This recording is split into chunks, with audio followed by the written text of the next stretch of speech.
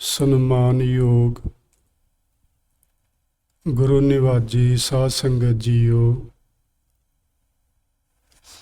ਆਪ ਜੀ ਇਹਨਾਂ ਪੰਕਤੀਆਂ ਨੂੰ ਪੜ੍ਹ ਕੇ ਸਮਝ ਗਏ ਹੋਵੋਗੇ ਕਿ ਅੱਜ ਆਪਾਂ ਸ਼੍ਰੀ ਗੁਰੂ ਤੇਗ ਬਹਾਦਰ ਸਾਹਿਬ ਮਹਾਰਾਜ ਉਹਨਾਂ ਦੀ ਸ਼ਹਾਦਤ ਦੇ ਸੰਬੰਧ ਵਿੱਚ ਕਥਾ ਵਿਚਾਰ ਨਾਲ ਆਪਣੀ ਸਾਂਝ ਬਣਾਉਣੀ ਹੈ। ਪੰਕਤੀਆਂ ਹਨ: ਤਿਲਕ ਜਨਿਉ ਰਾਖਾ ਪ੍ਰਭ ਤਾਕਾ, ਕੀਨੋ ਬਡੋ ਕਲੂ ਮਹਿ ਸਾਕਾ। ਧੰਨ ਸਤਿਗੁਰੂ ਗੁਰੂ ਤੇਗ ਬਹਾਦਰ ਸਾਹਿਬ ਮਹਾਰਾਜ ਜੀ ਨੇ ਜਿਹੜਾ ਇਹ ਚੱਲ ਰਹੇ ਸਮੇਂ ਵਿੱਚ ਜਿਸ ਨੂੰ ਕਲਯੁਗ ਆਖਦੇ ਨੇ, ਇਹ ਸਾਕਾ ਬੜਾ ਹੀ ਮਹਾਨ ਕੀਤਾ ਉਹਨਾਂ ਨੇ। ਇਸ ਤੋਂ ਵੱਡਾ ਹੋਰ ਕੋਈ ਸਾਕਾ ਨਹੀਂ, ਕਿਉਂਕਿ ਉਹਨਾਂ ਨੇ ਤਿਲਕ ਅਤੇ ਜਨਿਉ ਦੀ ਰਾਖੀ ਵਾਸਤੇ ਇਹ ਸਾਕਾ ਕੀਤਾ। ਸੋ ਆਪਾਂ ਇਸ ਸ਼ਹਾਦਤ ਦੇ ਸੰਬੰਧ ਵਿੱਚ ਕੁਝ ਵਿਚਾਰ ਵਟਾਂਦਰਾ ਕਰਨਾ ਹੈ। ਆਪ ਜੀ ਨੂੰ ਪਤਾ ਹੀ ਹੋਣਾ ਹੈ ਕਿ ਬੀਤੇ ਸੋਮਵਾਰ ਵਾਲੇ ਦਿਨ 6 ਦਸੰਬਰ ਨੂੰ ਸ਼੍ਰੀ ਗੁਰੂ ਗੋਬਿੰਦ ਸਿੰਘ ਮਹਾਰਾਜ ਜੀ ਦਾ ਗੁਰਿਆਈ ਗੱਦੀ ਦਿਵਸ ਸੀ ਅਤੇ 8 ਤਰੀਕ ਨੂੰ ਬੁੱਧਵਾਰ ਵਾਲੇ ਦਿਨ ਸ਼੍ਰੀ ਗੁਰੂ ਤੇਗ ਬਹਾਦਰ ਸਾਹਿਬ ਮਹਾਰਾਜ ਜੀ ਦਾ ਸ਼ਹੀਦੀ ਦਿਵਸ ਸੀ। ਸਤਿਗੁਰੂ ਜੀ ਦੇ ਸ਼ਹੀਦੀ ਦਿਵਸ ਦੀ ਗੱਲਬਾਤ ਕਰਨ ਤੋਂ ਪਹਿਲਾਂ ਮੈਂ ਆਪ ਜੀ ਦੇ ਨਾਲ ਅੱਜ ਦੇ ਦਿਹਾੜੇ ਲਈ ਥੋੜ੍ਹੀ ਜਿਹੀ ਵਿਚਾਰ ਸਾਂਝੀ ਕਰਨਾ ਚਾਹੁੰਦਾ। ਅੱਜ ਹਿਊਮਨ ਰਾਈਟਸ ਡੇ ਹੈ, ਜੋ 10 ਦਸੰਬਰ ਨੂੰ ਹਮੇਸ਼ਾ ਆਉਂਦਾ ਹੈ। 10 ਦਸੰਬਰ 1948 ਨੂੰ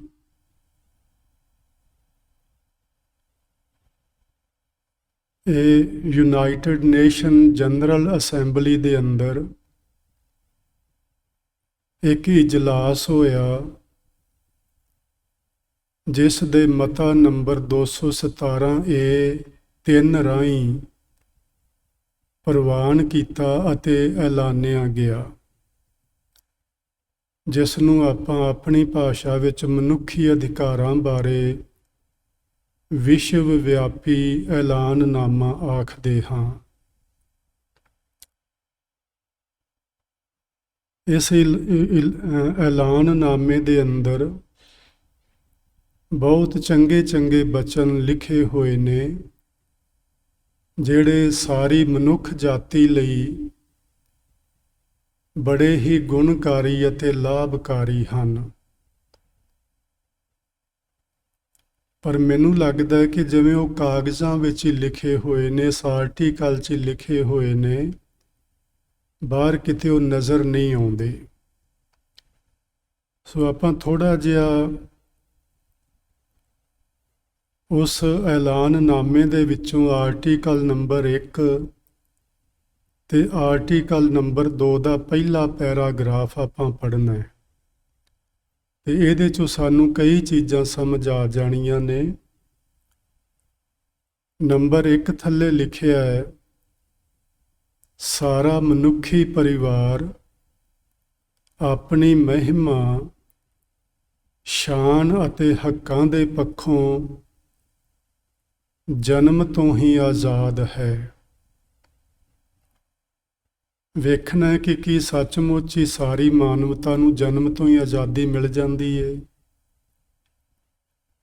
ਅਤੇ ਸੁਤੇ ਸਿੱਧ ਸਾਰੇ ਲੋਕ ਬਰਾਬਰ ਹਨ। ਇਹ ਵੀ ਗੱਲ ਧਿਆਨ ਮੰਗਦੀ ਹੈ ਕਿ ਸੱਚਮੁੱਚ ਹੀ ਸਾਰਿਆਂ ਲੋਕਾਂ ਨੂੰ ਇਸ ਧਰਤੀ ਦੇ ਉੱਤੇ ਬਰਾਬਰਤਾ ਦਾ ਅਧਿਕਾਰ ਜਿਹੜਾ ਹੈ ਉਹ ਮਿਲਿਆ ਹੋਇਆ ਹੈ। ਉਹਨਾਂ ਸਭਨਾਂ ਨੂੰ ਤਰਕ ਅਤੇ ਜ਼ਮੀਰ ਦੀ ਸੌਗਾਤ ਮਿਲੀ ਹੋਈ ਹੈ ਅਤੇ ਉਹਨਾਂ ਨੂੰ ਭਰਾਤਰੀ ਭਾਵ ਦੀ ਭਾਵਨਾ ਰੱਖਦਿਆਂ ਆਪਸ ਵਿੱਚ ਵਿਚਰਨਾ ਚਾਹੀਦਾ ਹੈ। ਆਰਟੀਕਲ ਨੰਬਰ 2 ਵਿੱਚ ਲਿਖਿਆ ਹੈ, ਹਰੇਕ ਵਿਅਕਤੀ ਨੂੰ ਭਾਵੇਂ ਉਸ ਦੀ ਕੋਈ ਨਸਲ, ਰੰਗ, ਲਿੰਗ, ਭਾਸ਼ਾ, ਧਰਮ, ਰਾਜਨੀਤਿਕ ਵਿਚਾਰਧਾਰਾ ਜਾਂ ਕੋਈ ਹੋਰ ਵਿਚਾਰਧਾਰਾ ਹੋਵੇ, ਭਾਵੇਂ ਉਸ ਦੀ ਕੋਈ ਵੀ ਜਾਇਦਾਦ ਹੋਵੇ ਅਤੇ ਭਾਵੇਂ ਉਸ ਦਾ ਕਿਤੇ ਵੀ ਜਨਮ ਹੋਇਆ ਹੋਵੇ ਤੇ ਉਸ ਦਾ ਕੋਈ ਵੀ ਰੁਤਬਾ ਹੋਵੇ, ਉਹ ਐਲਾਨਨਾਮੇ ਵਿੱਚ ਮਿਲੇ ਅਧਿਕਾਰਾਂ ਤੇ ਆਜ਼ਾਦੀਆਂ ਨੂੰ ਪ੍ਰਾਪਤ ਕਰਨ ਦਾ ਹੱਕ ਰੱਖਦਾ ਹੈ। ਸੋ ਜਦੋਂ ਆਪਾਂ ਸਾਰੀਆਂ ਚੀਜ਼ਾਂ ਵੇਖਦੇ ਹਾਂ, ਨਸਲ, ਰੰਗ, ਭਾਸ਼ਾ, ਧਰਮ, ਰਾਜਨੀਤਿਕ ਵਿਚਾਰਧਾਰਾ, ਇਹ ਸਾਰੀਆਂ ਚੀਜ਼ਾਂ ਕਿਤੇ ਵੀ ਬਾਹਰ ਲਾਗੂ ਨਹੀਂ ਹਨ ਕਿ ਸਾਰੀ ਮਾਨਵਤਾ ਇਹਨਾਂ ਸਾਰੀਆਂ ਚੀਜ਼ਾਂ ਨੂੰ ਇੱਕੋ ਜਿਹਾ ਮੰਨਦੀ ਹੋਵੇ। ਜਾਤਾਂ ਦੇ ਹਿਸਾਬ ਤੇ ਗੁਰਦੁਆਰੇ ਬਣੇ ਹੋਏ ਨੇ, ਜਾਤਾਂ ਦੇ ਹਿਸਾਬ ਤੇ ਸਾਡੇ ਸਮਾਜ ਬਣੇ ਹੋਏ ਨੇ, ਧਰਮਾਂ ਦੇ ਆਧਾਰ ਤੇ ਸਾਡੇ ਵਿੱਚ 500 ਤੋਂ ਵੱਧ ਵੰਡੀਆਂ ਪੈ ਚੁੱਕੀਆਂ ਨੇ ਮਨੁੱਖ ਜਾਤੀ ਵਿੱਚ। ਰਾਜਨੀਤਿਕ ਵਿਚਾਰਧਾਰਾ ਕਿਸੇ ਦੀ ਵੀ ਕਿਸੇ ਨਾਲ ਨਹੀਂ ਮਿਲਦੀ। ਸੋ ਇਹ ਸਭ ਕੁਝ ਕਿੱਥੇ ਹੈ, ਇਹ ਵੇਖਣ ਵਾਲੀ ਗੱਲ ਏ। ਮੈਂ ਸੋਚਦਾ ਹਾਂ ਕਿ ਜਦੋਂ ਇਹ ਐਲਾਨਨਾਮਾ ਲਿਖਿਆ ਗਿਆ ਹੋਏਗਾ 1948 ਵਿੱਚ, ਤੇ ਜਿੰਨੇ ਦੇਸ਼ ਇਸ UN ਦੇ ਮੈਂਬਰ ਹੋਣਗੇ ਉਹਨਾਂ ਦੇ ਨੁਮਾਇੰਦੇ ਉੱਥੇ ਅਪੜੇ ਹੋਣੇ ਨੇ, ਉਹਨਾਂ ਨੂੰ ਬੁਲਾਇਆ ਗਿਆ ਹੋਏਗਾ। ਉਹ 5-7 ਦਿਨ ਇੱਥੇ ਰਹੇ ਹੋਣਗੇ, ਚੰਗੀਆਂ ਹੋਟਲਾਂ 'ਚ ਠਹਿਰੇ ਹੋਣਗੇ, ਖਾਣ ਪੀਣ ਦਾ ਆਨੰਦ ਮਾਣਿਆ ਹੋਏਗਾ ਤੇ ਜਾਂਦੀ ਵਾਰੀ ਇਸ ਆਰਟੀਕਲ ਦੀ ਇੱਕ ਇੱਕ ਕਾਪੀ ਲੈ ਕੇ ਉਹ ਆਪਣੇ ਆਪਣੇ ਮੁਲਕਾਂ ਨੂੰ ਚਲੇ ਗਏ ਹੋਣਗੇ।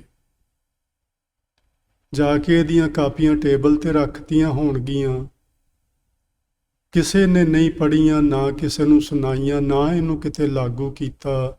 ਔਰ ਮੈਂ ਵੇਖਿਆ, ਮੈਂ ਸਾਰਾ ਆਰਟੀਕਲ ਅੱਜ ਹੀ ਪੜ੍ਹਿਆ ਹੈ, ਉਹਦੇ ਵਿੱਚ ਬੜੇ ਹੀ ਸੋਹਣੇ ਬਚਨ ਲਿਖੇ ਹੋਏ ਨੇ।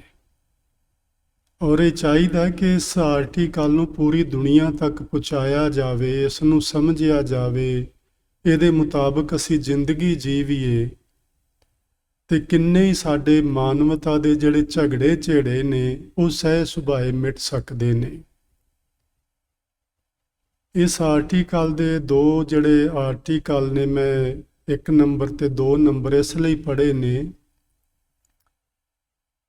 ਇਹਦੇ ਵਿੱਚ ਮਨੁੱਖੀ ਅਧਿਕਾਰਾਂ ਦੀ ਗੱਲਬਾਤ ਕੀਤੀ ਗਈ ਹੈ ਤੇ ਜਦੋਂ ਆਪਾਂ ਗੁਰੂ ਤੇਗ ਬਹਾਦਰ ਸਾਹਿਬ ਮਹਾਰਾਜ ਜੀ ਵੱਲ ਵੇਖਦੇ ਹਾਂ, ਇਹ ਮਨੁੱਖੀ ਅਧਿਕਾਰਾਂ ਦੀ ਗੱਲ ਜਿਹੜੀ ਹੈ 1948 ਵਿੱਚ ਲਿਖੀ ਗਈ ਹੈ ਤੇ ਗੁਰੂ ਜੀ 1675 ਈਸਵੀ ਵਿੱਚ ਮਨੁੱਖੀ ਅਧਿਕਾਰਾਂ ਲਈ ਆਪਣੀ ਸ਼ਹਾਦਤ ਦਿੰਦੇ ਨੇ। ਮੇਰੇ ਧਿਆਨ ਵਿੱਚ ਇਸ ਤਰ੍ਹਾਂ ਆ ਰਿਹਾ ਸੀ ਕਿ ਸੱਚਮੁੱਚ ਹੀ ਜੇ ਕਿਸੇ ਨੂੰ ਮਨੁੱਖੀ ਅਧਿਕਾਰਾਂ ਦਾ ਆਗੂ, ਮਨੁੱਖੀ ਅਧਿਕਾਰਾਂ ਦਾ ਮੋਢੀ, ਮਨੁੱਖੀ ਅਧਿਕਾਰਾਂ ਦਾ ਅਲੰਬਰਦਾਰ ਕਿਸੇ ਨੂੰ ਆਖਣਾ ਹੋਵੇ ਤੇ ਉਹ ਪੂਰੇ ਸੰਸਾਰ ਦੇ ਇਤਿਹਾਸ ਵਿੱਚੋਂ ਤੁਹਾਨੂੰ ਸ਼੍ਰੀ ਗੁਰੂ ਤੇਗ ਬਹਾਦਰ ਸਾਹਿਬ ਜੀ ਦਾ ਨਾਂ ਹੀ ਸਾਹਮਣੇ ਆਵੇਗਾ। ਇਹੋ ਜਿਹਾ ਹੋਰ ਕੋਈ ਸਾਕਾ ਨਹੀਂ ਦੁਨੀਆ ਵਿੱਚ ਵਾਪਰਿਆ ਕਿ ਜਦੋਂ ਕੋਈ ਮਨੁੱਖ ਕਿਸੇ ਦੂਜੇ ਦੇ ਧਰਮ ਵਾਸਤੇ, ਕਿਸੇ ਦੂਜੇ ਦੀ ਰਾਜਨੀਤਿਕ ਵਿਚਾਰਧਾਰਾ ਵਾਸਤੇ, ਕਿਸੇ ਵੱਖਰੀ ਨਸਲ ਤੇ ਕਿਸੇ ਵੱਖਰੀ ਭਾਸ਼ਾ ਦੇ ਲੋਕਾਂ ਵਾਸਤੇ ਜਿਹਦੇ ਵਿੱਚ ਉਹਦਾ ਆਪਣਾ ਕੋਈ ਵਿਸ਼ਵਾਸ ਨਾ ਹੋਵੇ, ਉਹਨਾਂ ਦੇ ਰੀਤੀ ਰਿਵਾਜਾਂ ਨੂੰ ਬਿਲਕੁਲ ਨਾ ਅਪਣਾਉਂਦਾ ਹੋਵੇ, ਨਾ ਮੰਨਦਾ ਹੋਵੇ, ਉਹਨਾਂ ਲੋਕਾਂ ਦੀ ਧਾਰਮਿਕ ਆਜ਼ਾਦੀ ਲਈ ਕੋਈ ਆਪਣਾ ਆਪਾ ਕੁਰਬਾਨ ਕਰ ਦੇਵੇ, ਉਹ ਕੇਵਲ ਤੇ ਕੇਵਲ ਸ਼੍ਰੀ ਗੁਰੂ ਤੇਗ ਬਹਾਦਰ ਸਾਹਿਬ ਮਹਾਰਾਜ ਨਜ਼ਰ ਆਉਂਦੇ ਨੇ। ਆਪਣੇ ਆਪੇ ਲਈ ਤੇ ਸਾਰੀ ਦੁਨੀਆ ਹੀ ਬਹੁਤ ਕੁਝ ਕਰਦੀ ਏ। ਅਸੀਂ ਆਪਣੇ ਪਰਿਵਾਰ ਲਈ ਸਾਰੀ ਜ਼ਿੰਦਗੀ ਲਗਾ ਦਿੰਦੇ ਹਾਂ, ਬੱਚਿਆਂ ਤੋਂ ਸਾਰੀ ਜ਼ਿੰਦਗੀ ਦਾ ਖੱਟਿਆ ਕਮਾਇਆ ਵਾਰ ਦਿੰਦੇ ਹਾਂ, ਲੇਕਿਨ ਕਿਸੇ ਲਈ ਅਸੀਂ ਕੀ ਕਰਦੇ ਹਾਂ? ਬਸ ਇਹ ਇੱਕੋ ਇੱਕ ਮਿਸਾਲ ਹੈ ਸ਼੍ਰੀ ਗੁਰੂ ਤੇਗ ਬਹਾਦਰ ਸਾਹਿਬ ਮਹਾਰਾਜ, ਜਿਨ੍ਹਾਂ ਨੇ ਆਪਣਾ ਆਪਾ ਦੂਜਿਆਂ ਵਾਸਤੇ ਕੁਰਬਾਨ ਕੀਤਾ। ਸ਼੍ਰੀ ਗੁਰੂ ਤੇਗ ਬਹਾਦਰ ਸਾਹਿਬ ਮਹਾਰਾਜ ਜੀ ਦਾ ਪ੍ਰਕਾਸ਼ 1 ਅਪ੍ਰੈਲ 1621 ਈਸਵੀ ਨੂੰ ਅੰਮ੍ਰਿਤਸਰ ਸਾਹਿਬ ਵਿਖੇ ਹੋਇਆ ਸੀ। ਪਿਤਾ ਸ਼੍ਰੀ ਗੁਰੂ ਹਰਗੋਬਿੰਦ ਸਾਹਿਬ ਮਹਾਰਾਜ ਜੀ ਅਤੇ ਉਹਨਾਂ ਦੇ ਦਾਦਾ ਜੀ ਸਨ ਧੰਨ ਸਤਿਗੁਰੂ ਸ਼੍ਰੀ ਗੁਰੂ ਅਰਜਨ ਦੇਵ ਸਾਹਿਬ ਜੀ। ਉਹਨਾਂ ਦੇ ਸਤਿਕਾਰਯੋਗ ਮਾਤਾ ਜੀ ਦਾ ਨਾਮ ਸੀ ਨਾਨਕੀ ਜੀ, ਜਿਨ੍ਹਾਂ ਦੀ ਕੁੱਖ ਤੋਂ ਸਤਿਗੁਰੂ ਸ਼੍ਰੀ ਗੁਰੂ ਤੇਗ ਬਹਾਦਰ ਸਾਹਿਬ ਮਹਾਰਾਜ ਜੀ ਦਾ ਪ੍ਰਕਾਸ਼ ਹੋਇਆ ਜਾਂ ਜਨਮ ਹੋਇਆ ਆਖੀਏ। ਉਹਨਾਂ ਦੀ 43 ਸਾਲਾਂ ਦੀ ਉਮਰ ਸੀ ਜਦੋਂ ਉਹਨਾਂ ਨੂੰ ਗੁਰੂ ਨਾਨਕ ਸਾਹਿਬ ਦੇ ਘਰ ਦੀ ਗੁਰਿਆਈ ਦੀ ਜ਼ਿੰਮੇਵਾਰੀ ਪ੍ਰਾਪਤ ਹੋਈ ਸੀ 30 ਮਾਰਚ 1664 ਈਸਵੀ ਨੂੰ। ਇਸ ਤੋਂ ਪਹਿਲਾਂ ਗੁਰੂ ਤੇਗ ਬਹਾਦਰ ਸਾਹਿਬ ਮਹਾਰਾਜ ਜੀ ਨੇ ਕਾਫੀ ਸਮਾਜਿਕ ਕਾਰਜ ਵੀ ਕੀਤੇ ਨੇ, ਲੇਕਿਨ ਉਹਨਾਂ ਦਾ ਜਿਹੜਾ ਭਗਤੀ ਭਾਵ ਹੈ ਉਹ ਸਿਖਰਾਂ ਨੂੰ ਛੂੰਹਦਾ ਹੈ। ਉਹ ਬਾਬੇ ਬਕਾਲੇ ਰਹੇ ਨੇ, ਉੱਥੇ ਹੀ ਉਹਨਾਂ ਨੂੰ ਗੁਰੂ ਐਲਾਨਿਆ ਗਿਆ ਸੀ ਤੇ ਜਿੱਥੇ ਉਹ ਰਹਿੰਦੇ ਸਨ ਉੱਥੇ ਅੱਜ ਵੀ ਭੋਰਾ ਸਾਹਿਬ ਬਣਿਆ ਹੋਇਆ, ਗੁਰਦੁਆਰਾ ਭੋਰਾ ਸਾਹਿਬ।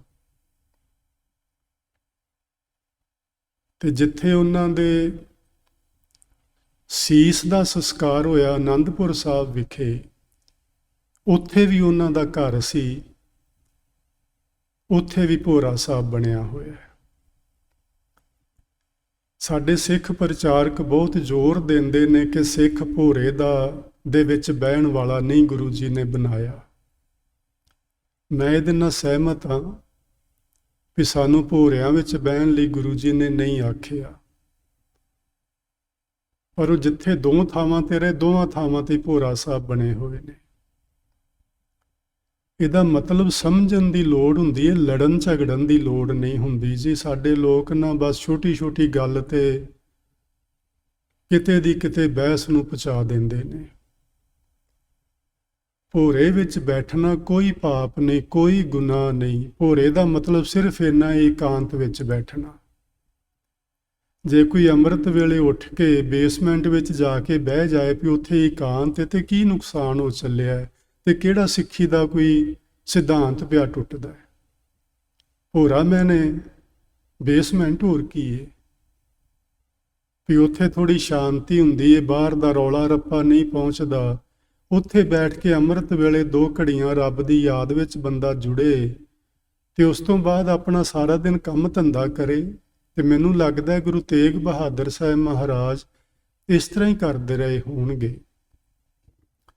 ਸੋ ਉਹਨਾਂ ਨੇ ਬੜੀ ਭਜਨ ਬੰਦਗੀ ਕੀਤਾ ਜੀ। ਇਹ ਗੁਰਿਆਈ ਦੀ ਜ਼ਿੰਮੇਵਾਰੀ ਪ੍ਰਾਪਤ ਹੋਣ ਤੋਂ ਪਹਿਲਾਂ ਉਹਨਾਂ ਦੀ ਸ਼ਹਾਦਤ ਹੋਈ 11 ਨਵੰਬਰ 1675 ਨੂੰ। ਉਦੋਂ ਉਹਨਾਂ ਦੀ ਉਮਰ ਜਿਹੜੀ 54 ਸਾਲਾਂ ਦੀ ਹੈ ਤੇ ਉਹ ਗੁਰਿਆਈ ਦੀ ਜ਼ਿੰਮੇਵਾਰੀ ਉਹਨਾਂ ਨੇ ਸਿਰਫ 11 ਕੁ ਸਾਲ ਹੀ ਨਿਭਾਈ ਹੈ।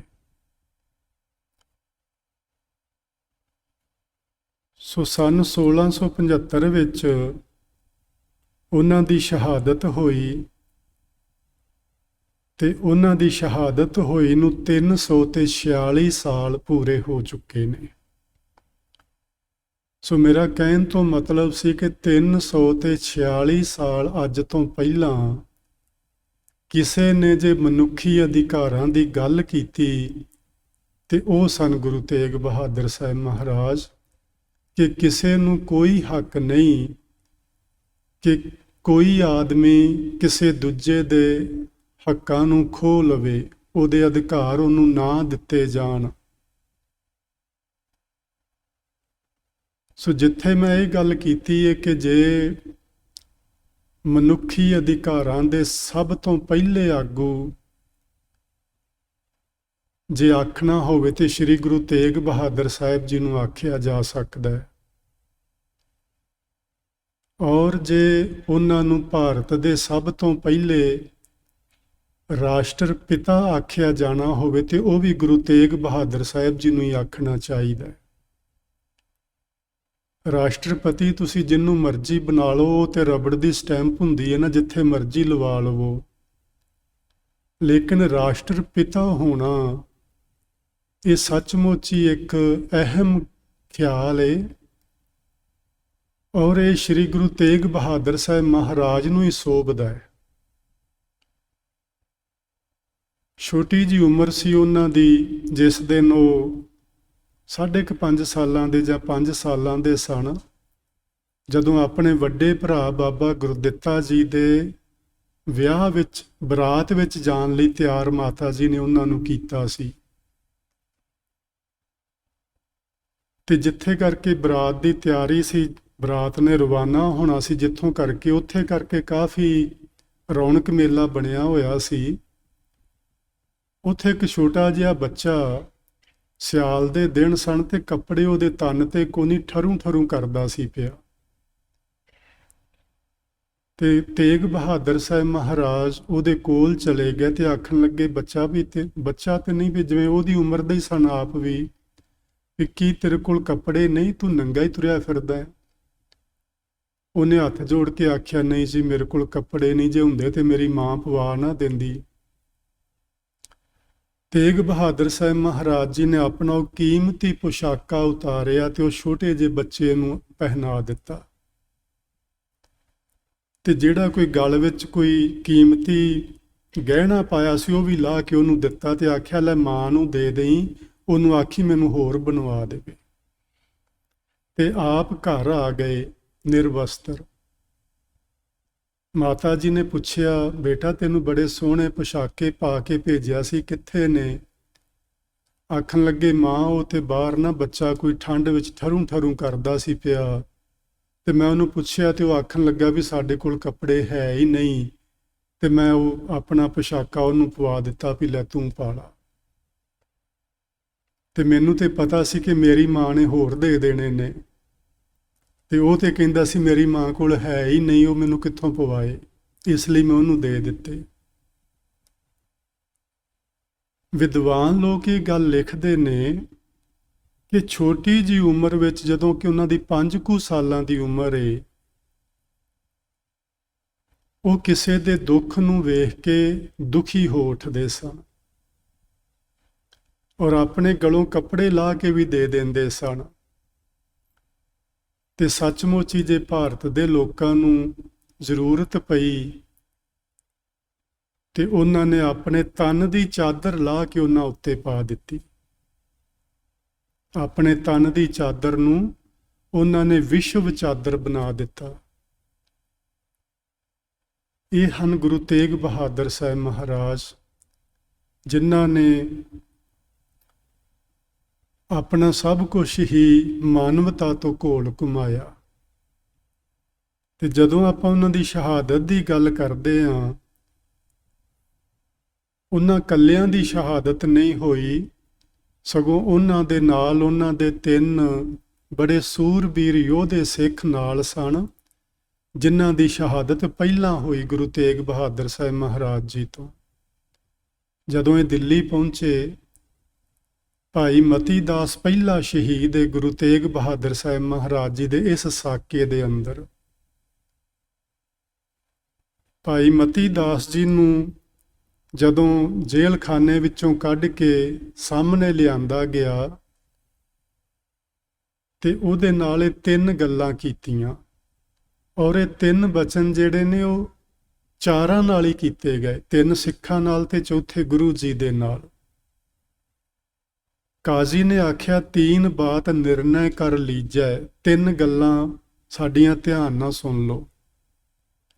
ਲਖੋ ਭਲੀ ਸੋ ਧਾਰਨ ਕੀਜੈ, ਇਹਨਾਂ 3 ਵਿੱਚੋਂ ਜਿਹੜੀ ਤੁਹਾਨੂੰ ਚੰਗੀ ਲੱਗੇ ਤੁਸੀਂ ਉਸ ਨੂੰ ਮੰਨ ਲੈਣਾ, ਜਿਹੜੀਆਂ 2 ਚੰਗੀਆਂ ਨਾ ਲੱਗਣ ਉਹਨਾਂ ਨੂੰ ਛੱਡ ਦੇਣਾ। ਪਹਿਲੀ ਗੱਲ ਕੀ ਏ, ਸ਼ਰਾ ਚੱਲੋ ਕਲਮੇ ਕੋ ਪੜ ਮੁਖ, ਦੇ ਸ਼ਾਹ ਭੋਗੋ ਸਭ ਸੁਖ। ਸ਼ਾਹ ਦਾ ਇੱਥੇ ਮਤਲਬ ਹੈ ਔਰੰਗਜ਼ੇਬ, ਤੇ ਕਲਮਾ ਪੜਨ ਤੋਂ ਮਤਲਬ ਹੈ ਮੁਸਲਮਾਨ ਬਣ ਜਾਓ। ਪਹਿਲੀ ਗੱਲ ਸਾਡੀ ਇਹ ਸ਼ਰਤ ਹੈ ਕਿ ਤੁਸੀਂ ਚੰਗੀ ਗੱਲ ਹੋਵੇ ਜੇ ਸ਼ਰਾ ਕਬੂਲ ਕਰ ਲਵੋ, ਮੁਸਲਮਾਨ ਬਣ ਜਾਓ, ਕਲਮਾ ਪੜ ਲਵੋ, ਔਰੰਗਜ਼ੇਬ ਬੜੇ ਸੁੱਖ ਦੇਵੇਗਾ ਤੇ ਉਹਨਾਂ ਸੁੱਖਾਂ ਨੂੰ ਮਾਣੋ। ਤੁਸੀਂ ਕਿਉਂ ਮਰਨ ਵਾਸਤੇ ਆ ਗਏ ਜੇ? ਇਹ ਪਹਿਲਾ ਬਚਨ ਹੈ ਜੀ ਉਹਨਾਂ ਦਾ, ਕਾਜ਼ੀ ਦਾ।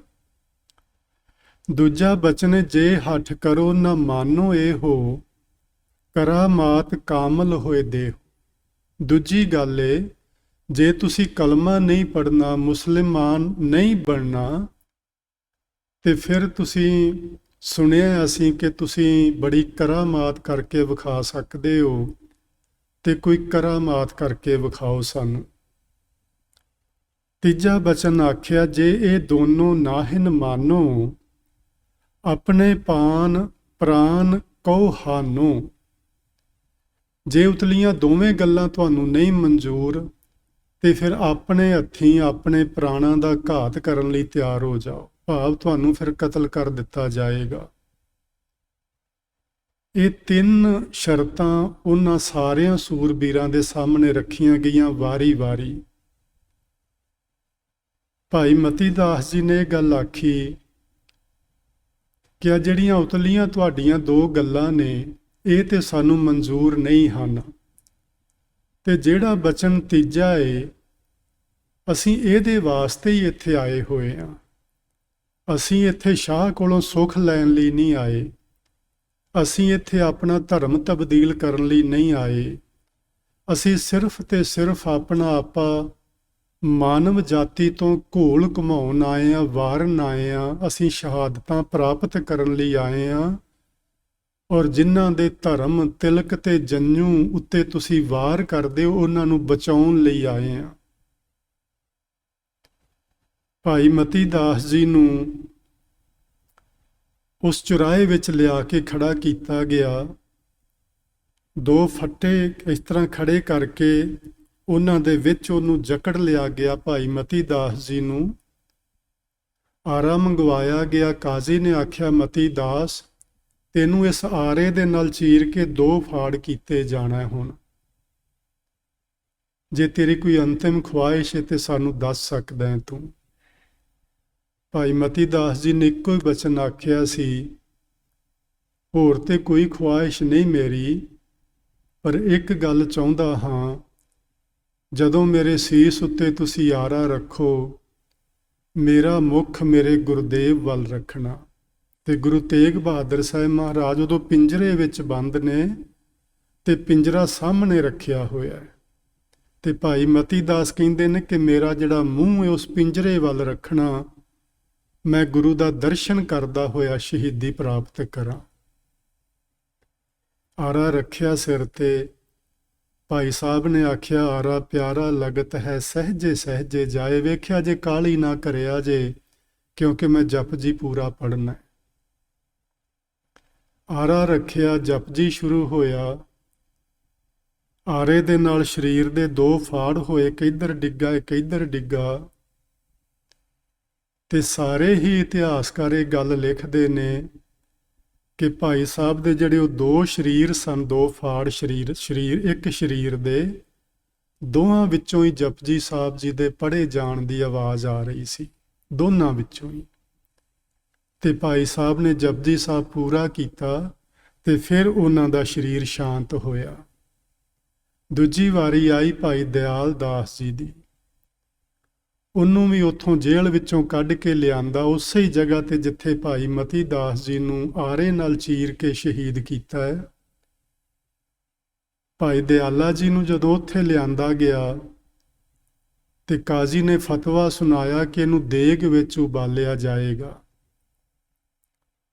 ਭਾਈ ਸਾਹਿਬ ਦੇ ਸਾਹਮਣੇ ਵੱਡਾ ਦੇਗਚਾ ਲਿਆਂਦਾ ਗਿਆ, ਥੱਲੇ ਅੱਗ ਬਾਲ ਦਿੱਤੀ ਗਈ, ਪਾਣੀ ਨਾਲ ਭਰ ਦਿੱਤਾ ਗਿਆ ਤੇ ਭਾਈ ਸਾਹਿਬ ਨੂੰ ਵੀ ਉਹੀ 3 ਗੱਲਾਂ ਆਖੀਆਂ ਗਈਆਂ। ਭਾਈ ਸਾਹਿਬ ਨੇ ਆਖਿਆ ਵੀ ਤੁਸੀਂ ਉਹਨਾਂ ਨੂੰ ਤੇ ਭੁੱਲ ਹੀ ਜਾਓ, ਤੁਸੀਂ ਜਿਸ ਕੰਮ ਲਈ ਮੈਨੂੰ ਬੁਲਾਇਆ ਤੇ ਜਿਸ ਕੰਮ ਲਈ ਆ ਪਾਣੀ ਉਬਾਲਿਆ ਉਹ ਕੰਮ ਆਪਣਾ ਕਰੋ। ਭਾਈ ਸਾਹਿਬ ਜੀ ਨੇ ਇਤਿਹਾਸ ਵਿੱਚ ਲਿਖਿਆ ਜੀ, ਇੱਕ ਅਰਦਾਸ ਕੀਤੀ ਸੀ ਉਸ ਵਕਤ, ਤੇ ਅਰਦਾਸ ਵਿੱਚ ਉਹਨਾਂ ਨੇ ਗੁਰੂ ਅਰਜਨ ਦੇਵ ਮਹਾਰਾਜ ਜੀ ਨੂੰ ਯਾਦ ਕੀਤਾ ਸੀ। ਉਹਨਾਂ ਨੇ ਆਖਿਆ, ਧੰਨ ਸਤਿਗੁਰੂ, ਇੱਕ ਵਕਤ ਸੀ ਜਦੋਂ ਜਹਾਂਗੀਰ ਦੇ ਹੁਕਮ ਅਨੁਸਾਰ ਤੁਹਾਨੂੰ ਲਾਹੌਰ ਦੇ ਅੰਦਰ ਇਸ ਤਪਦੇ ਹੋਏ ਪਾਣੀ ਵਿੱਚ, ਇਸ ਦੇਗ ਵਿੱਚ ਤੁਹਾਡੇ ਸਰੀਰ ਨੂੰ ਉਬਾਲਿਆ ਗਿਆ ਸੀ। ਅੱਜ ਮੇਰੀ ਵਾਰੀ ਏ ਤੇ ਗੁਰਸਿੱਖਾਂ ਅੰਦਰ ਸਤਿਗੁਰੂ ਵਰਤੈ। ਮੈਂ ਪੜ੍ਹਿਆ ਬਾਣੀ ਵਿੱਚੋਂ ਸਿੱਖਾਂ ਵਿੱਚ ਗੁਰੂ ਵਰਤਦਾ ਹੈ ਤੇ ਅੱਜ ਤੁਸੀਂ ਆਪ ਵਰਤਣਾ। ਮੈਂ ਇਸ ਦੇਗ ਵਿੱਚ ਬੈਠਣ ਲੱਗਾ। ਗੁਰੂ ਤੇਗ ਬਹਾਦਰ ਸਾਹਿਬ ਮਹਾਰਾਜ ਜੀ ਦੇ ਪਿੰਜਰੇ ਵੱਲ ਮੁੱਖ ਕਰਕੇ ਸਿਰ ਝੁਕਾਇਆ ਤੇ ਸਿਰ ਝੁਕਾ ਕੇ ਉਸ ਪਾਣੀ ਦੇ ਉਬਲਦੀ ਹੋਈ ਦੇਗ ਦੇ ਵਿੱਚ ਉਹਨਾਂ ਨੇ ਸਮਾਧੀ ਲਗਾ ਲਈ। ਤੀਜੀ ਵਾਰੀ ਆਈ ਭਾਈ ਸਤੀ ਦਾਸ ਜੀ ਦੀ, ਉਹਨਾਂ ਨੂੰ ਵੀ ਉਸੇ ਚੁਰਾਹੇ 'ਚ ਲਿਆਂਦਾ ਗਿਆ। ਤੁਸੀਂ ਵੇਖਿਆ ਹੋਣਾ ਸੀਸਗੰਜ ਸਾਹਿਬ ਦੇ ਨਾ ਸਾਹਮਣੇ ਹੈ ਫੁਹਾਰਾ ਚੌਂਕ, ਉਹ ਉਹਨਾਂ 3 ਸ਼ਹੀਦਾਂ ਦੀ ਯਾਦ ਵਿੱਚ ਹੀ ਹੈ। ਭਾਈ ਸਤੀ ਦਾਸ ਜੀ ਨੂੰ ਉੱਥੇ ਲਿਆ ਕੇ ਉਹਨਾਂ ਨਾਲ ਵੀ ਉਹੋ ਹੀ 3 ਬਚਨ ਕੀਤੇ ਗਏ, ਪਰ ਉਹ ਤਾਂ ਪਹਿਲਾਂ ਹੀ ਬਾਣੀ ਵਿੱਚ ਜੁੜੇ ਹੋਏ ਸਨ। ਉਹਨਾਂ ਨੇ ਕੁਝ ਵੀ ਨਾ ਆਖਿਆ, ਸਿਰਫ ਇੰਨਾ ਹੀ ਬਚਨ ਕੀਤਾ ਕਿ ਤੁਸੀਂ ਆਪਣਾ ਕਾਰਾ ਕਰੋ। ਉਹਨਾਂ ਦੇ ਸਰੀਰ ਦੁਆਲੇ ਰੂਈ ਲਪੇਟੀ ਗਈ ਤੇ ਉੱਤੋਂ ਰੂਈ ਨੂੰ ਰੱਸੀ ਨਾਲ ਬੰਨ੍ਹਿਆ ਗਿਆ ਤੇ ਉਸ ਨੂੰ ਅੱਗ ਲਗਾਈ ਗਈ।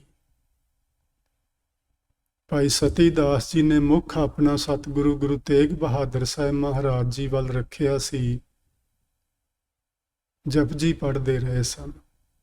ਭਾਈ ਦਿਆਲਾ ਜੀ ਨੇ ਵੀ ਦੇਗ ਵਿੱਚ ਬਹਿ ਕੇ ਜਪਜੀ ਦਾ ਹੀ ਪਾਠ ਕੀਤਾ ਸੀ। ਮੈਂ ਕਈ ਵਾਰੀ ਸੋਚਦਾ ਹੁੰਨਾ ਜੀ, ਅਸੀਂ ਜਪਜੀ ਉਸ ਤਰ੍ਹਾਂ ਪੜ੍ਹ ਹੀ ਨਹੀਂ ਪਾਏ। ਮੈਂ ਤੇ ਨਹੀਂ ਜੀ ਪੜ੍ਹ ਪਾਇਆ, ਤੁਸੀਂ ਪੜ੍ਹੇ ਹੋਵੋਗੇ ਜ਼ਰੂਰ। ਜਿਸ ਢੰਗ ਨਾਲ ਜਪਜੀ ਸਾਹਿਬ ਨੂੰ ਪੜ੍ਹਨਾ ਚਾਹੀਦਾ, ਮੈਂ ਨਹੀਂ ਪੜ੍ਹ ਪਾਇਆ। ਜਪਜੀ ਵਿੱਚ ਸੱਚਮੁੱਚ ਹੀ ਕੋਈ ਕਰਾਮਾਤ ਹੈ। ਜਿਸ ਵੀ ਕਿਸੇ ਨੇ ਇਸ ਨੂੰ ਪੜ੍ਹਿਆ ਹੈ, ਉਹ ਰੱਬ ਵਿੱਚ ਸਮਾ ਗਿਆ, ਉਹ ਵਾਹਿਗੁਰੂ ਜੀ ਦੇ ਵਿੱਚ ਲੀਨ ਹੋ ਗਿਆ। ਨਾ ਉਹਨੂੰ ਤਨ ਦਾ ਦੁੱਖ ਰਿਹਾ, ਨਾ ਉਹਨੂੰ ਮਨ ਦਾ ਦੁੱਖ ਰਿਹਾ, ਨਾ ਉਹਨਾਂ ਨੂੰ ਕੋਈ ਤਸੀਹਾ ਡੁਲਾ ਸਕਿਆ।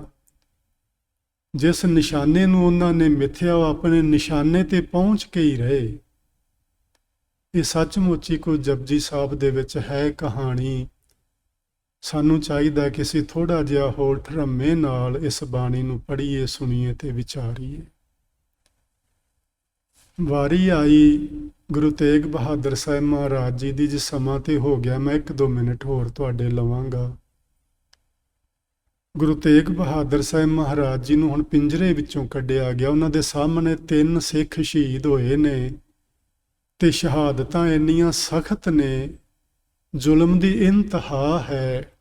ਇਸ ਤੋਂ ਵੱਧ ਕੋਈ ਕੀ ਜ਼ੁਲਮ ਕੀਤਾ ਜਾ ਸਕਦਾ ਕਿਸੇ ਉੱਤੇ? ਜਿਉਂਦੇ ਬੰਦੇ ਨੂੰ ਆਰੇ ਨਾਲ ਸਹਿਜੇ ਸਹਿਜੇ ਚੀਰਨਾ। ਤੇ ਇਹ ਕਾਰਾ ਇਸ ਲਈ ਕੀਤਾ ਗਿਆ ਕਿ ਸ਼ਾਇਦ ਗੁਰੂ ਤੇਗ ਬਹਾਦਰ ਸਾਹਿਬ ਮਹਾਰਾਜ ਸਿੱਖਾਂ ਨੂੰ ਇਸ ਤਰ੍ਹਾਂ ਤਸੀਹੇ ਸਹਿੰਦਿਆਂ ਵੇਖ ਕੇ ਸ਼ਾਇਦ ਆਪਣਾ ਰਸਤਾ ਬਦਲ ਲੈਣਗੇ। ਇਸ ਲਈ ਉਹਨਾਂ ਦੇ ਸਾਹਮਣੇ 3 ਸਿੱਖਾਂ ਨੂੰ ਸ਼ਹੀਦ ਕੀਤਾ ਗਿਆ ਸੀ।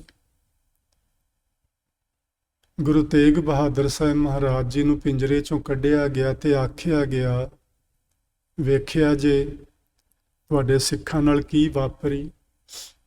ਗੁਰੂ ਜੀ ਨੇ ਆਖਿਆ, ਕੀ ਵਾਪਰੀ? ਕੀ ਤੁਸੀਂ ਉਹਨਾਂ ਨੂੰ ਉਹਨਾਂ ਦੇ ਅਕੀਦੇ ਤੋਂ ਡੁਲਾ ਪਾਏ? ਉਹ ਤੁਹਾਡੀ ਹਰ ਗੱਲ ਨੂੰ ਜਿੱਤ ਕੇ ਗਏ ਨੇ। ਤੁਸੀਂ ਕਹਿੰਦੇ ਹੋ ਆਪਣੇ ਆਪ ਨੂੰ ਕਿ ਔਰੰਗਜ਼ੇਬ ਇੱਕ ਹਿੰਦੁਸਤਾਨ ਦਾ ਉਹ ਬਾਦਸ਼ਾਹ ਏ ਜਿਹਦਾ ਹੁਕਮ ਕੋਈ ਮੋੜ ਨਹੀਂ ਸਕਦਾ। ਕੀ ਉਹਨਾਂ 3 ਸਿੱਖਾਂ ਨੂੰ ਤੁਸੀਂ ਆਪਣਾ ਹੁਕਮ ਮਨਵਾ ਪਾਏ? ਗੁਰੂ ਤੇਗ ਬਹਾਦਰ ਸਾਹਿਬ ਮਹਾਰਾਜ ਦੇ ਸਾਹਮਣੇ ਵੀ ਉਹ 3 ਗੱਲਾਂ ਰੱਖੀਆਂ ਗਈਆਂ। ਗੁਰੂ ਜੀ ਨੇ ਆਖਿਆ, ਨਹੀਂ, ਮੈਂ ਜਿਨ੍ਹਾਂ ਦੀ ਬਾਹ ਫੜੀ ਏ ਮੈਂ ਬਾਹ ਛੱਡਾਂਗਾ ਨਹੀਂ, ਸਿਰ ਧੜ ਦੀ ਬਾਜੀ ਲਗਾ ਦਿਆਂਗਾ। ਬਾਹ ਜਿਨ੍ਹਾਂ ਦੀ ਪਕੜੀ ਹੈ, ਸਿਰ ਦੀਜੈ ਬਾਹ ਨਾ ਛੋਡੀਐ। ਤੇਗ ਬਹਾਦਰ ਬੋਲਿਆ, ਧਰ ਪਈਐ ਧਰਮ ਨਾ ਛੋਡੀਐ। ਜਦੋਂ ਇਹ ਬਚਨ ਹੋਏ ਤੇ ਉਹਨਾਂ ਨੂੰ ਵੀ ਪੁੱਛਿਆ ਗਿਆ, ਤੁਹਾਡੀ ਕੋਈ ਅੰਤਮ ਖਾਹਿਸ਼? ਉਹਨਾਂ ਨੇ ਆਖਿਆ, ਹਾਂ। ਉੱਥੇ ਲਾਗੇ ਹੀ ਖੂਹ ਹੈ ਜੀ, ਸੀਸਗੰਜ ਸਾਹਿਬ ਦੇ ਨਾਲ ਹੀ ਬਾਹਰਲੇ ਪਾਸੇ ਬਣਿਆ ਹੋਇਆ। ਗੁਰੂ ਜੀ ਨੇ ਆਖਿਆ, ਮੈਂ ਇਸ਼ਨਾਨ ਕਰਨਾ ਹੈ। ਉਸ ਖੂਹ ਵਿੱਚੋਂ ਪਾਣੀ ਕੱਢਿਆ ਗਿਆ। ਗੁਰੂ ਜੀ ਨੇ ਇਸ਼ਨਾਨ ਕੀਤਾ।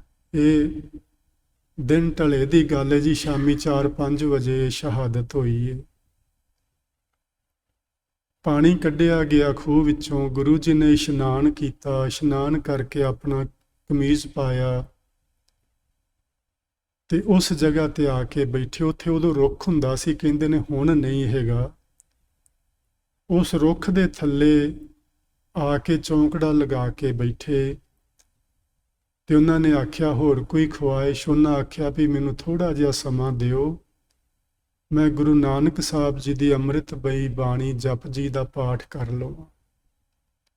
ਗੁਰੂ ਤੇਗ ਬਹਾਦਰ ਸਾਹਿਬ ਮਹਾਰਾਜ ਜੀ ਨੇ ਵੀ ਪਾਠ ਕੀਤਾ ਜਪਜੀ ਸਾਹਿਬ ਦਾ ਤੇ ਆਖਣ ਲੱਗੇ, ਜਦੋਂ ਇਹ ਪਾਠ ਪੂਰਾ ਹੋ ਜਾਏਗਾ ਮੈਂ ਸਿਰ ਝੁਕਾ ਦਿਆਂਗਾ ਤੇ ਤੁਸੀਂ ਵਾਰ ਕਰ ਲੈਣਾ। ਇਹ ਮਤਲਬ ਇਸ਼ਾਰਾ ਸੀ ਉਹਨਾਂ ਵੱਲ ਕਿ ਹੁਣ ਪਾਠ ਪੂਰਾ ਹੋ ਗਿਆ। ਸਿਰ ਝੁਕਾਉਣ ਦਾ ਮਤਲਬ ਇਹ ਨਹੀਂ ਲੈਣਾ ਕਿ ਸਿਰ ਝੁਕਾਤਾ। ਸਿਰ ਝੁਕਾਉਣ ਦਾ ਇੱਥੇ ਮਤਲਬ ਸੀ ਕਿ ਮੈਂ ਇਸ਼ਾਰਾ ਕਰਾਂਗਾ ਕਿ ਜਪਜੀ ਪੂਰਾ ਪੜ੍ਹਿਆ ਗਿਆ ਤੇ ਤੁਸੀਂ ਵਾਰ ਕਰ ਲੈਣਾ। ਗੁਰੂ ਜੀ ਨੇ ਪਾਠ ਕੀਤਾ ਤੇ ਜਲਾਦ ਸਮਾਣੇ ਦੇ ਰਹਿਣ ਵਾਲਾ ਜਲਾਲੂਦੀਨ ਉਹ ਸਾਹਮਣੇ ਖਲੋਤਾ ਸੀ ਤਲਵਾਰ ਲੈ ਕੇ। ਜਿਵੇਂ ਸਤਿਗੁਰੂ ਜੀ ਨੇ ਇਸ਼ਾਰਾ ਕੀਤਾ, ਉਸਨੇ ਤਲਵਾਰ ਦਾ ਵਾਰ ਕੀਤਾ ਤੇ ਸਤਿਗੁਰੂ ਜੀ ਦਾ ਸੀਸ ਜਿਹੜਾ ਹੈ ਉਹ ਧੜ ਤੋਂ ਜੁਦਾ ਹੋ ਗਿਆ। ਗੁਰੂ ਤੇਗ ਬਹਾਦਰ ਸਾਹਿਬ ਮਹਾਰਾਜ ਤੇ ਉਹਨਾਂ ਦੇ ਜਾਣ ਤੋਂ ਪਿਆਰੇ ਸਿੱਖ ਇਹ ਅੱਜ ਦੇ ਦਿਨ ਦਿੱਲੀ ਦੇ ਅੰਦਰ ਸ਼ਹੀਦ ਹੋਏ। ਤੇ ਸ਼ਹੀਦ ਕਾਹਦੇ ਲਈ ਹੋਏ ਆਪਾਂ ਸਮਝ ਲਿਆ। ਧਰਮ ਹੇਤ ਸਾਕਾ ਜਿਨ ਕੀਆ, ਸੀਸ ਦੀਆ ਪਰ ਸਿਰ ਨਾ ਦੀਆ। ਠੀਕਰ ਫੋਰ ਦਲੀਸ ਸਿਰ, ਰੱਬਪੁਰ ਕੀਆ ਪਿਆਨ। ਤੇਗ ਬਹਾਦਰ ਸੀ ਕਿਰਿਆ, ਕਰੀ ਨਾ ਕਿਨਹੂ ਮਾਨ। ਇਹ ਸਾਕਾ ਗੁਰੂ ਤੇਗ ਬਹਾਦਰ ਸਾਹਿਬ ਮਹਾਰਾਜ ਜੀ ਨੇ 11 ਨਵੰਬਰ, ਉਦੋਂ 11 ਨਵੰਬਰ ਸੀ, ਇਹ ਦੇਸੀ ਮਹੀਨਿਆਂ ਕਰਕੇ ਤਰੀਕਾਂ ਬਦਲਦੀਆਂ ਰਹਿੰਦੀਆਂ ਨੇ। 1675 ਈਸਵੀ ਵਾਲੇ ਦਿਨ ਸ਼ਾਮ ਦੇ ਵਕਤ ਗੁਰੂ ਮਹਾਰਾਜ ਜੀ ਦੀ ਸ਼ਹਾਦਤ ਹੋਈ।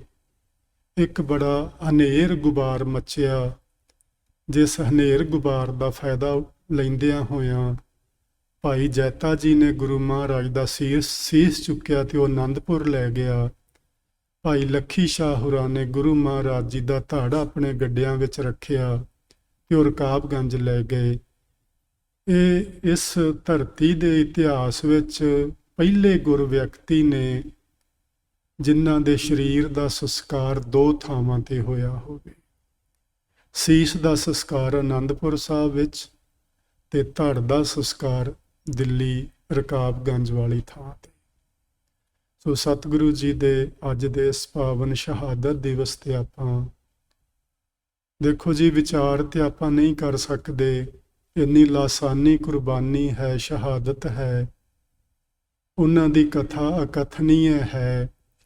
ਲੇਕਿਨ ਜੋ ਕੁਝ ਇਤਿਹਾਸ ਵਿੱਚ ਲਿਖਿਆ, ਆਪਾਂ ਪੜ੍ਹਿਆ ਤੇ ਸੁਣਿਆ ਬਹੁਤ ਵਾਰੀ, ਉਹਦੇ ਵਿੱਚੋਂ ਚੰਦ ਬਚਨ ਮੈਂ ਤੁਹਾਡੇ ਨਾਲ ਸਾਂਝੇ ਕੀਤੇ ਨੇ। ਵਿਚਾਰਾਂ ਕਰਦਿਆਂ ਅਨੇਕ ਤਰ੍ਹਾਂ ਦੀਆਂ ਹੋਈਆਂ ਭੁੱਲਾਂ ਦੀ ਖਿਮਾ ਬਖਸ਼ਿਸ਼ ਕਰਨਾ ਜੀ। ਪਿਆਰ ਨਾਲ ਆਖੋ, ਵਾਹਿਗੁਰੂ ਜੀ ਕਾ ਖਾਲਸਾ, ਵਾਹਿਗੁਰੂ ਜੀ ਕੀ ਫਤਿਹ।